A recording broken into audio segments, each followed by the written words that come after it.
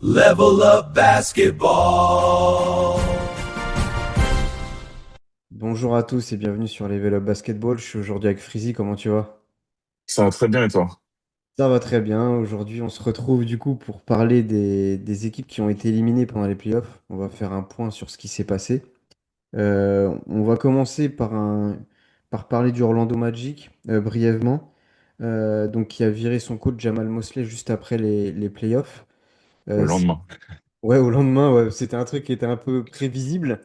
Donc, un Ouais. coach qui est resté assez longtemps. On a vu des choses pas mal avec le Magic et des choses assez catastrophiques avec des résultats un petit peu compliqués. Est-ce que tu penses que c'était Jamal Mosley le problème au Magic ou c'est un problème plus général?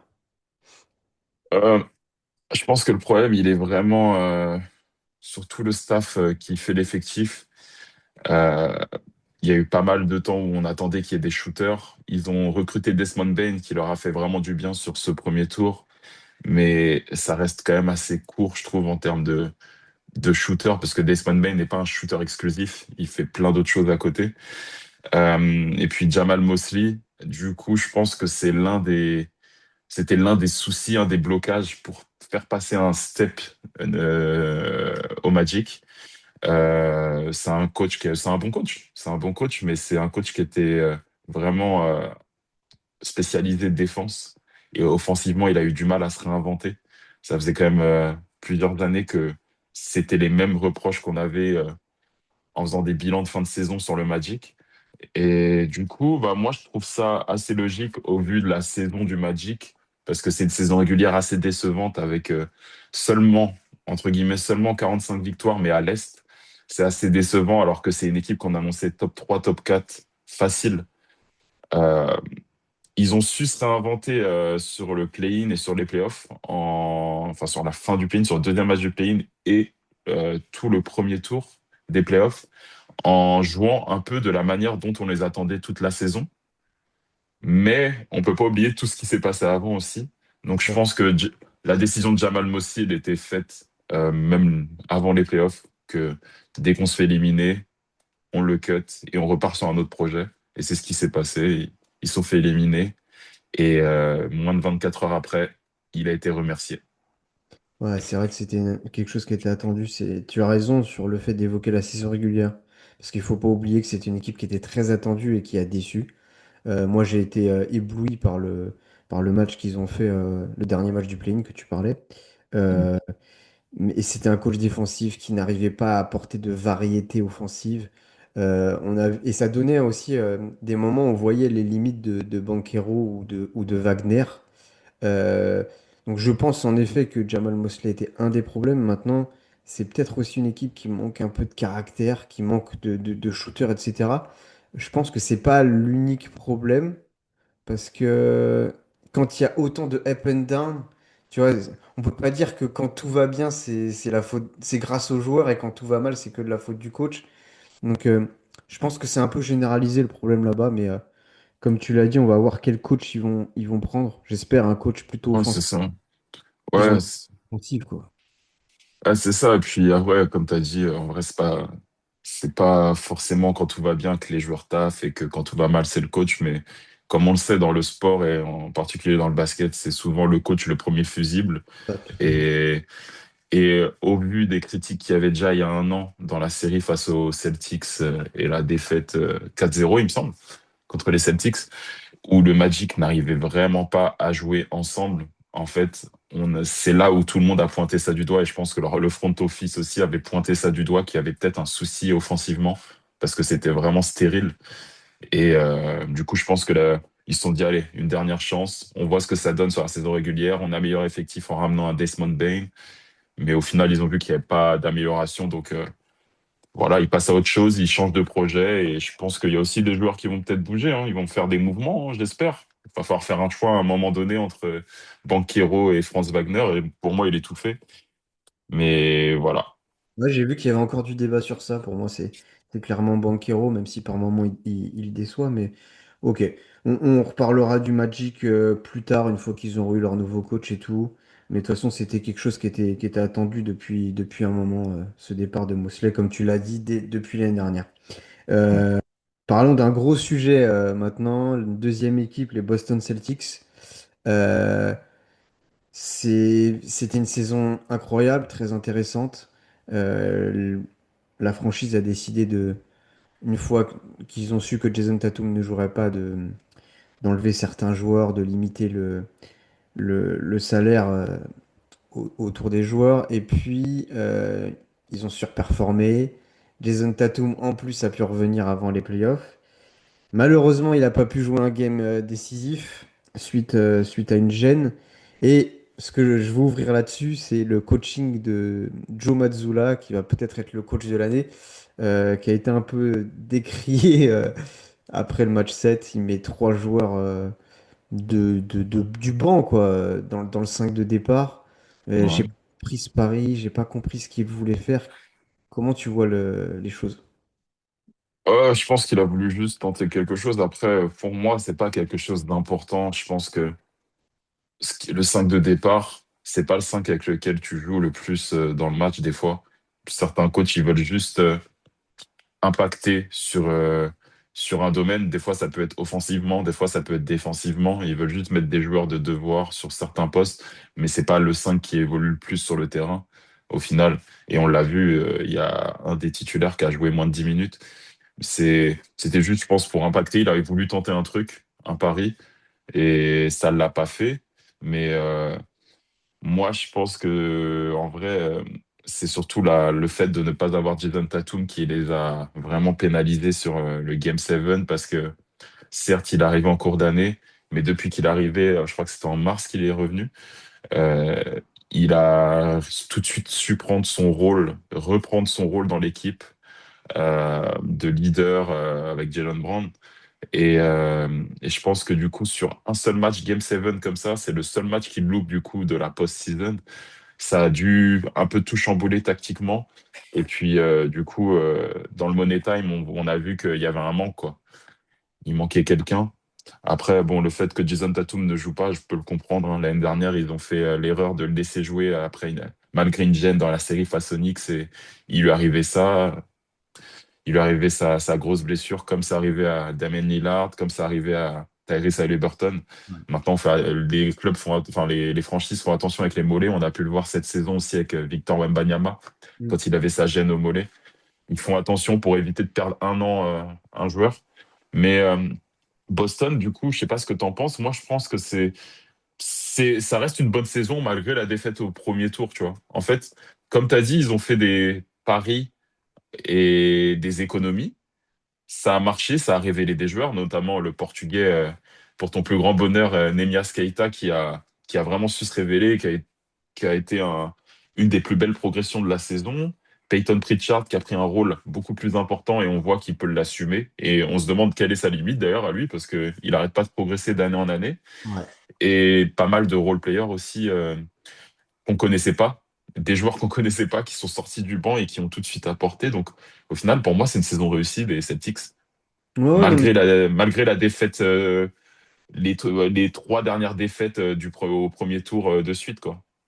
ouais, en fait, ce qui est un peu déceptif, c'est d'avoir fait tout ça pour faire venir Jason Tatum et qu'il ne joue pas au Game 7, tu vois. Non, mais tout ça, je le comprends, en fait.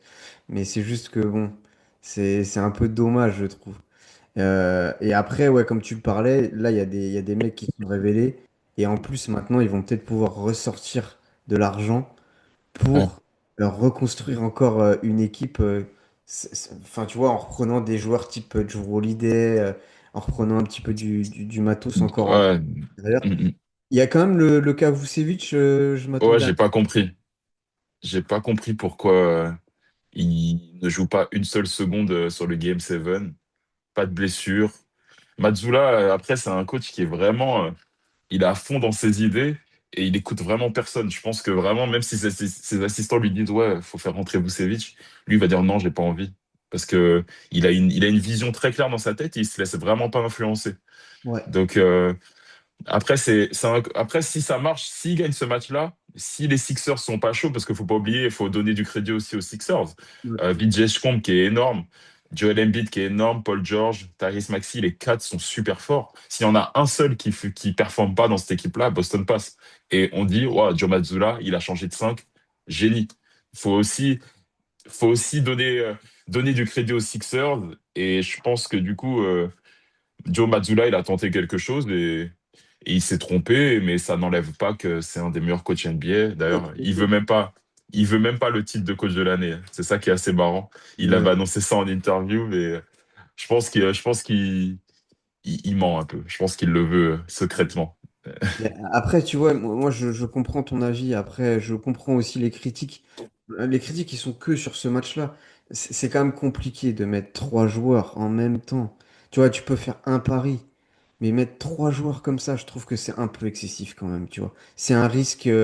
Parce que certes, comme tu le dis, c'est pas le 5 de départ qui compte forcément, mais ça met une dynamique pour l'équipe, tu vois.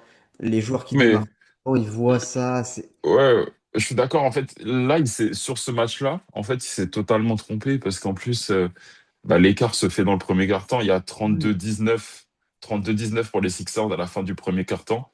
Et forcément, les minutes des gars qui n'étaient pas prêts à jouer un Game 7 de playoff ont coûté cher. À ce moment-là, après, oui, après le reste du match, si on enlève le premier quart-temps, Boston gagne le match. Donc oui, forcément, il le paye très cher. Et je pense que du coup, ouais, comme je t'ai dit, il a fait une erreur. Il s'est trompé. Mais si ça passe, tout le monde dit que c'est un génie, quoi. Ouais, Donc ouais, ouais. pour moi, c'est pas quelque chose sur lequel le front office des Celtics va s'attarder. Ah non, non, non, non, je vais pas jusque-là. Non, bien sûr que non. Ouais, voilà. Non, non. Ok. Du coup, un troisième cas, peut-être que là, on va être un peu plus critique. On va parler des Denver Nuggets. Denver Dis-moi, Nuggets. euh, comment t'as vu cette série? Qu'est-ce que t'en conclus? Ce que j'en conclus, c'est que Jamal Murray, c'est pas pour lui tirer dessus, hein, mais Jamal Murray, soit il est moyen en saison régulière et excellent en playoff, ou soit il est excellent en saison régulière et moyen en playoff. Et là, on a eu du mal à retrouver le Jamal Murray qu'on a l'habitude de voir en playoff.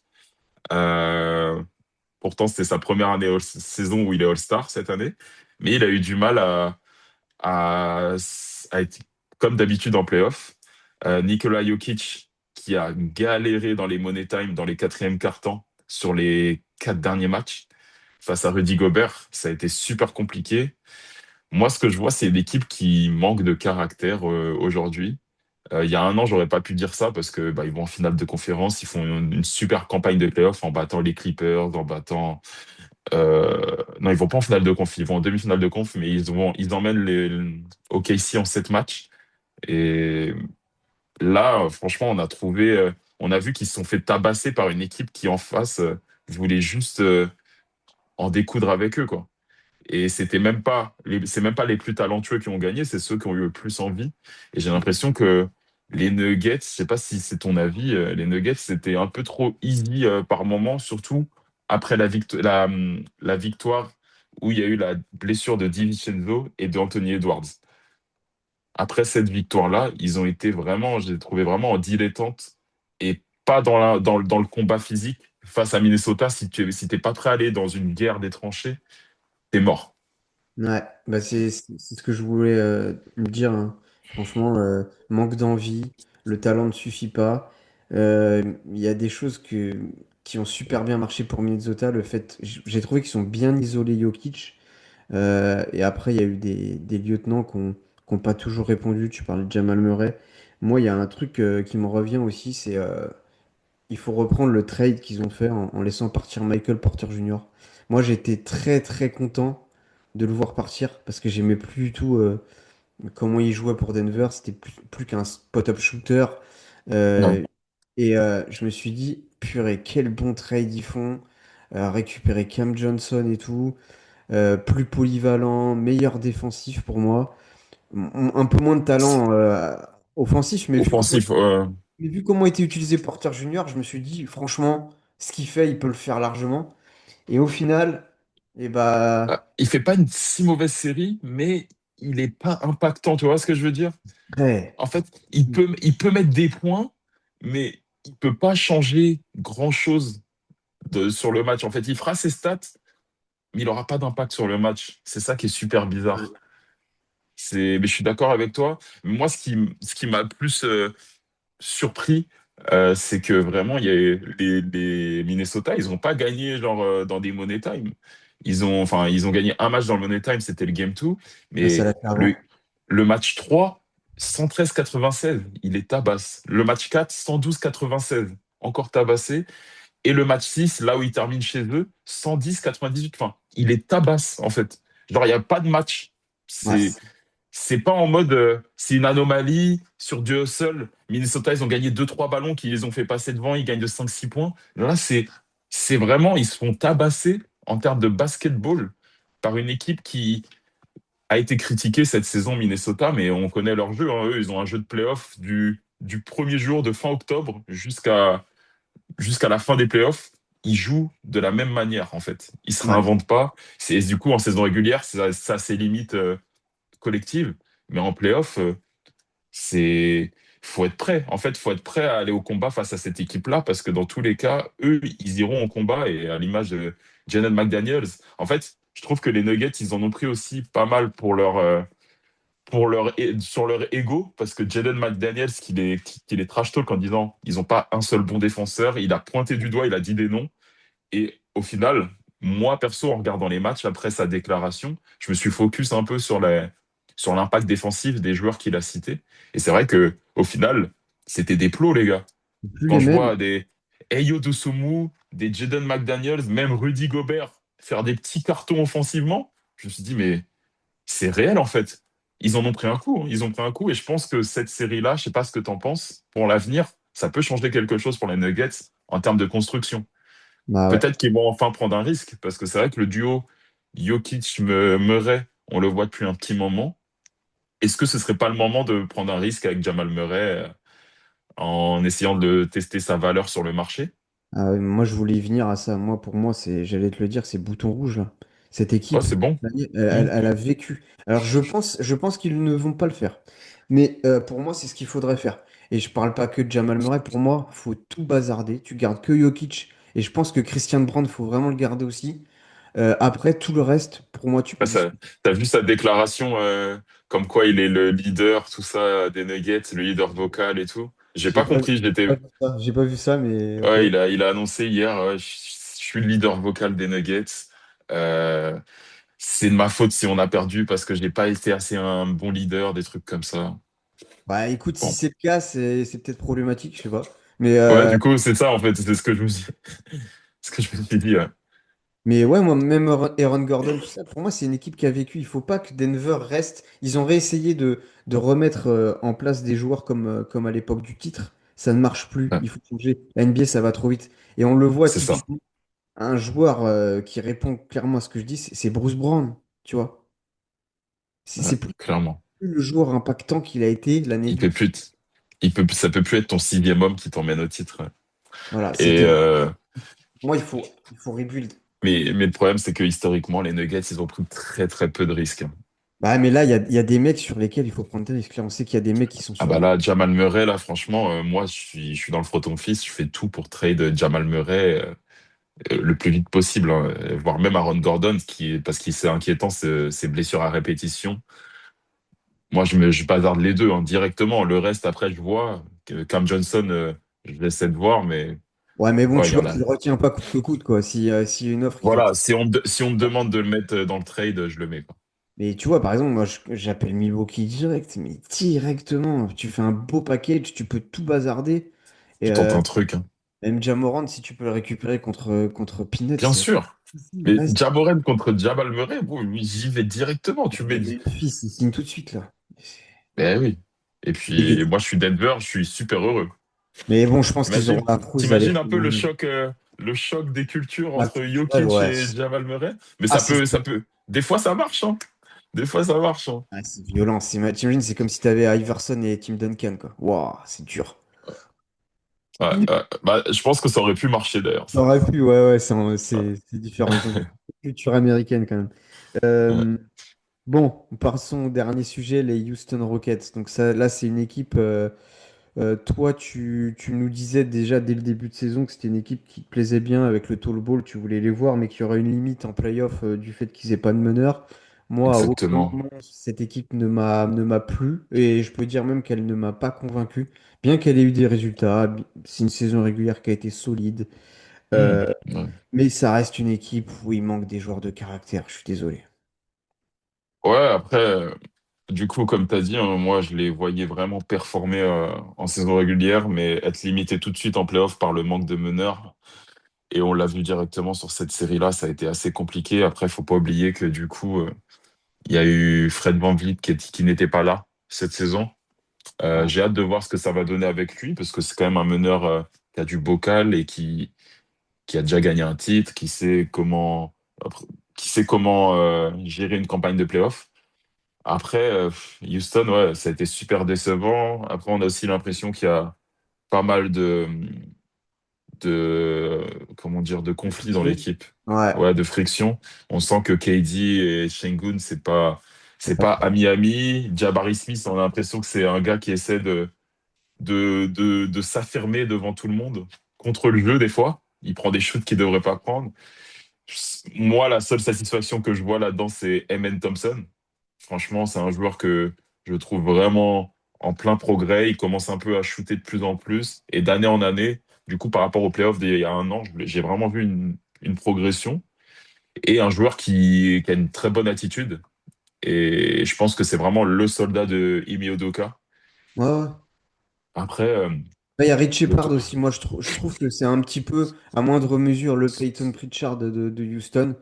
ouais, mais il a On été peut, décevant aussi. Il leur a coûté la série sur quelques matchs quand même. Pour lui laisser du temps, ils lui ont donné trop de responsabilités, tu vois. Il est passé d'un statut où il avait rien l'année dernière à là, Ouais, on lui a demandé beaucoup de choses. Et tu vois, moi, il y a un truc que je voulais revenir. Tu dis Fred VanVleet, bon, il n'était pas là, voilà. Mais en fait, c'est ce que je reproche à Houston. Ils ont eu plein d'occasions pendant l'été, puis avant la trade deadline de février, d'aller chercher quelque chose. Pourquoi n'ont-ils pas pris la peine d'aller chercher un meneur, ne serait-ce que moyen? Il y avait la possibilité de faire des choses. ouais. Et Ils ont ils ont voulu aller au bout du truc, je pense, hein. ouais, sur leur lignée avec des équipes plus grandes, etc. Je trouve que c'est décevant, sachant que t'as pas le temps quand t'as KD dans ton effectif, t'as pas le temps. Et je pense que du coup, le truc, c'est que Şengün n'a pas été aux attentes, quoi. Il a été décevant surtout. KD n'était pas là. Donc je pense que du coup, les deux, ils ont, entre guillemets, contre-performé. Et ça leur a coûté cher, tu vois. Et en fait, je pense que Houston avait des assurances sur ces deux joueurs-là, en se disant ces deux All-Stars, ils vont taffer quoi qu'il arrive. Et au final, on voit que KD vieillit, il a eu pas mal de blessures. Quand il a joué cette saison, il a vraiment fait une bonne saison. Et Şengün, par contre, il n'arrivait pas à cohabiter avec lui, quoi. Et Ouais, Şengün, on a vu que il a pas eu la progression qu'on attendait de lui. On l'appelle Baby Jokic, mais il n'a pas eu ce step faut où on arrêter. se dit, ah ouais, il est encore meilleur. Il est encore meilleur que l'année dernière, tu vois. Genre là, Ouais. je l'ai trouvé moins bon que l'année passée. Non, mais la critique, elle doit être là. De toute façon, je suis d'accord avec toi. Ils n'ont pas réussi à cohabiter. Mais là, il n'y avait pas Durant. Donc, on va me dire, OK, il n'y avait pas Durant, donc c'est plus dur. Mais oui, mais en face aux Lakers, t'affrontes Ah, bien LeBron, sûr. une Après, armada comme je de t'ai dit, Curry. les Lakers, ils ont dû être envoyés avec leurs blessures, avec Luka Doncic, Austin Reeves, ils ont dû être tellement heureux comme moi je l'étais, parce que je suis fan des Lakers. Ils ont dû être tellement heureux de tomber sur Houston. Franchement, c'était le tirage parfait C'est par pas rapport normal. aux confrontations. C'est pas normal qu'on se dise ça. Franchement. Bah, moi, je le dis, je l'aurais dit avec KD ou pas, hein. J'aurais été super content. Enfin, Oui, j'étais vraiment mais content. je suis d'accord avec toi, mais c'est pas normal qu'on se dise ça et que Houston est si friable que ça. C'est pas normal. Vu comment ils ont construit un projet et tout. Après, je vois pas Houston perdre face à tout le monde, tu vois, par exemple. Mais je pense que la confrontation directe face aux Lakers, face à une telle équipe qui peut leur rendre les coups physiquement parce qu'ils ont de la taille, mais qui ont un meilleur cerveau dans leur équipe. Donc LeBron James, je savais que ça allait faire la différence à un moment, et puis on l'a vu, hein. Et puis sur le Game 6, ça a été catastrophique, Houston. Ils perdent de 20 points. Le match, il est terminé à la mi-temps. Ils n'arrivent pas à arrêter LeBron James qui score 28 points. Enfin, c'était assez choquant, quoi. C'était vraiment assez choquant. Ouais, C'est quoi franchement. l'avenir selon toi, du coup? Bah, moi, je pense qu'ils vont repartir sur la même chose l'année prochaine avec Fred VanVleet que je vois là au bord terrain. Il est complètement hors de forme. J'espère qu'il va pouvoir être prêt. Mais Ouais. franchement, ouah, il est pas fit du tout. Déjà que c'est un mec. Après, bon, on C'est connaît les une- joueurs NBA, ça peut aller vite, hein, par contre. Enfin, moi, j'ai On des se joues. Bah, remettre en vraiment, forme. mon frère, il a 3 fois mes joues là. C'est chaud. Euh, Mais ouais, non, non, je mais pense on qu'ils vont va. rester. En fait, tu vois, parmi les 4 équipes là, Orlando, franchement, il peut se passer des belles choses, ça peut enchaîner. Boston, c'est que du positif parce qu'ils vont refaire une équipe encore plus forte. Denver, moi, je ferai un rebuild, mais je pense qu'ils vont pas bouger grand-chose. Et Houston, je pense qu'ils vont strictement rien changer. Ils vont continuer avec KD, et ils vont perdre du temps. Pour moi, ils vont perdre du temps dans leur projet. Après, il faut Euh, continuer avec KD, je pense, là. Il faut aller au bout du contrat de Kevin Durant. ouais, mais KD, Sengun, ça passe pas. Faut Euh, juste avoir un relais. Faut espérer que Jabari Smith ou Amen Thompson prennent le relais et petit à petit se glissent devant un peu de la manière. Bon, c'est un peu. C'est pas vraiment réel, mais la manière dont Austin Reeves a commencé à grimper dans la hiérarchie des Lakers depuis 2 ans. De Sauf, cette manière-là, faudra qu'un des gars step up, quoi. ouais, sauf hier soir, pour le premier match, là, c'est pas. Ah oui, Austin Reeves, Là, c'est... ça a été assez compliqué. Ouais. Mais on reparlera de ça. Ok, donc toi, du coup, t'es plutôt confiant aussi pour Boston et après pour le Et reste, quoi. confiant pour. Bah après, le reste, j'attends de voir les mouvements, en fait, les trois autres. Boston, je suis confiant de ouf parce que je sais ils vont bouger, mais ils vont bien bouger. Les autres, j'attends de voir parce que bah, Orlando, ça fait depuis l'époque Fournier qu'on attend qu'ils bougent. Il n'y a pas eu grand-chose. Ils ont changé les joueurs, mais ils prennent des profils similaires ou alors un coaching similaire qui Hmm. n'apporte pas de lien en attaque. Et pour les Rockets et les Nuggets, bah, les Rockets, j'attends de voir ce que ça va donner avec Fred VanVleet, quel ajustement ils peuvent faire à côté s'ils en font. Et les Nuggets, moi, j'attends du gros mouvement, sinon je serais vraiment déçu. Ouais. Bon, on est à peu près sur la même lignée quand même, pour une fois. Donc, Ouais, c'est rare, c'est rare. ok. Bon, bah parfait. On reviendra pour une prochaine vidéo où on fera le point sur la fin du deuxième tour et pour les previews des finales de Ouais. conf. Voilà. Merci à Yes, tous. yes, yes. À Merci à tout. tous, restez branchés. Yes.